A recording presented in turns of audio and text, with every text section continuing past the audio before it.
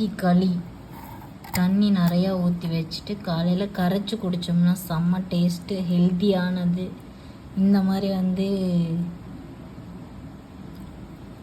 வெயிலுக்கு இதமாகும். வெயில் காலத்தில் சாப்பிட்டிங்கன்னா உடம்பு நல்லா குளிர்ச்சி தரும், உடம்புக்கு ஹெல்த்தியானது. நீங்களும் நல்லா ட்ரை பண்ணி சரியாயிடும். களியை இதில் மாற்றி வச்சிட்டோம்னா, தண்ணி ஊற்றி வச்சிட்டோம்னா வேணுங்கையில் நம்ம எடுத்து கரைச்சி குடிச்சிக்கலாம். உடம்புக்கு ரொம்ப ரொம்ப ஹெல்த்தியானது. டவுனில் இருக்கிறவங்களாம் களி சாப்பிட்றதுக்கே தயங்குறீங்க பாருங்க.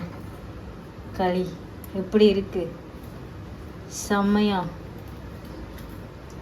இது பாருங்க, திருநெல்வேலி அல்வா. இது என்னது, திருப்பதி லட்டு மாதிரி எத்தா பெருசு, என் கையே பத்தலை.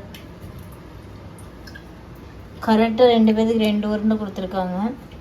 ஆனால் நான் மோஸ்ட்லி களி சாப்பிட மாட்டேன், இவர் சாப்பிடுவார். தண்ணி ஊற்றி வைக்கணும் அதில். இப்போ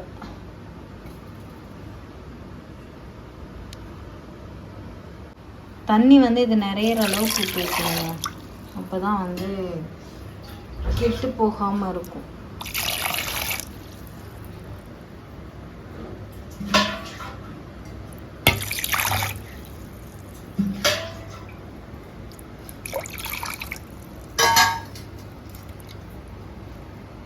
இன்னுமே ஒரு டம்ளர் தண்ணி ஊற்றணும், எல்லாம் உடச்சி விட்டுரும்.